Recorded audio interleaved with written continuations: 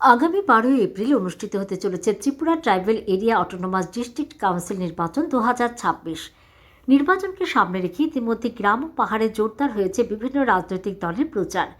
এবার নির্বাচনে ত্রিমুখী লড়াইয়ের সম্ভাবনা তৈরি হয়েছে।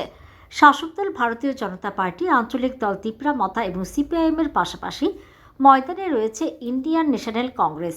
যদিও বর্তমানে রাজ্যে কংগ্রেস অপেক্ষাকৃত দুর্বল অবস্থানে রয়েছে, তবু প্রথমবারের মতো পাহাড়ে এককভাবে লড়াই করছে দলটি। রাজনৈতিক বিশ্লেষকদের মতে কংগ্রেস কিছু ভোট কাটতে পারে, এই আশঙ্কায় অন্যান্য দলও প্রচারে কোনো ঢিল দিতে চাইছে না। বুধবার আগরতলায় বিজেপি ত্রিপুরা রাজ্য দপ্তরের সামনে আসন্ন নির্বাচনের প্রচারকে আরও জোরদার করতে 10টি প্রচার গাড়ির সূচনা করেন মুখ্যমন্ত্রী মানিক সাহা। এদিন তার সঙ্গে উপস্থিত ছিলেন রাজীব ভট্টাচার্য, মন্ত্রী টিঙ্কু রায় সহ দলের অন্যান্য নেতা কর্মীরা। দলীয় সূত্রে জানা যায়, এই প্রচার গাড়িগুলি পাহাড়ি এলাকায় ঘুরে নির্বাচনী প্রচার চালাবে এবং সরকারের উন্নয়নমূলক কাজের বার্তা সাধারণ মানুষের কাছে পৌঁছে দেবে।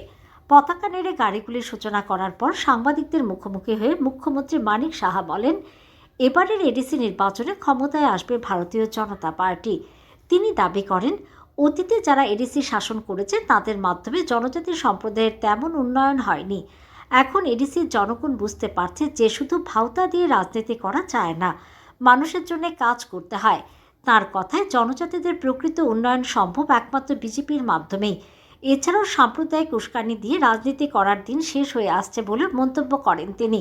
দুর্নীতির বিরুদ্ধে তদন্তের প্রসঙ্গে তিনি জানান, প্রাক্তন এক আমলা প্রার্থী হওয়ার ঘটনাকে কেন্দ্র করে তার অতীত কর্মকাণ্ড তদন্তের আওতায় আনা হবে। সাংবাদিকদের এক প্রশ্নের উত্তরে মন্ত্রীর গাড়িতে হামলার ঘটনাকে ঘিরে মুখ্যমন্ত্রী বলেন, বিরোধীদের হতাশা থেকে এই ধরনের ঘটনা ঘটছে, কারণ তারা বুঝতে পারছে তাদের পায়ের নিচের মাটি সরে যাচ্ছে।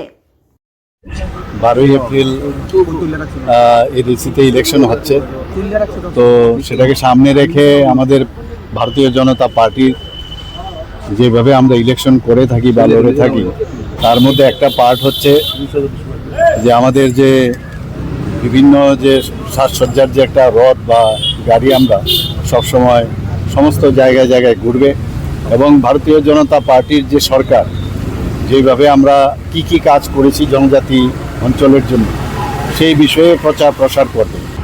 যেভাবে এতদিন ধরে জনজাতি অধ্যুষিত এলাকায় যেভাবে কমিউনিস্টরা শাসন করেছে, এর আগেও অনেক ধরনের ছোট ছোট পার্টি শাসন করেছে, কংগ্রেসও শাসন করেছে, তাদের দিয়ে অ্যাকচুয়ালি জনজাতি অধ্যুষিত এলাকায় কোনো রকমের সেখানে ডেভেলপমেন্ট হয়নি। কিন্তু মাননীয় প্রধানমন্ত্রীজি আসার পর আপনারা দেখেছেন যে জনজাতিদের যেভাবে উন্নয়নের দরকার সেই কাজটা উনি করছেন এবং উনার যে মার্গদর্শন সামনে রেখে আমরাও ত্রিপুরা সরকারও সেইভাবে কাজ করছি। মানুষ বুঝতে পারছে যে ভাওতা দিয়ে রাজনীতি চলবে না, সত্যিকারের অর্থে কাজ করতে হবে। আমি বলছি না কাজ একদম 100% আমরা করে ফেলছি, কিন্তু আমাদের একটা প্রচেষ্টা ছিল এবং এখনও আছে এবং আমরা আগামী দিনও করব। এবং মানুষ সেটা বুঝতে পেরে যে ভারতীয় জনতা পার্টি ছাড়া আমাদের যে জনজাতি এলাকা আছে সেখানে উন্নয়ন হবে না, উন্নয়নের নামে অনুন্নয়ন, এবং সেখানে আমরা করাপশন এক্সট্রিম আমরা দেখেছি এবং এটা বুঝতে হবে। এখানে অনেককে দেখা গেছে অফিসারদেরকেও দাঁড় করিয়েছে, যে সেই অফিসারের কি রোল ছিল সেটাও কিন্তু আমরা বের করবো আগামী দিন। তো এগুলো আছে, আমরা আস্তে আস্তে করে সবকটাই কিন্তু আমরা দেখবো এগুলো এবং মানুষের কাছে আমরা তুলে ধরবো বিষয়গুলো।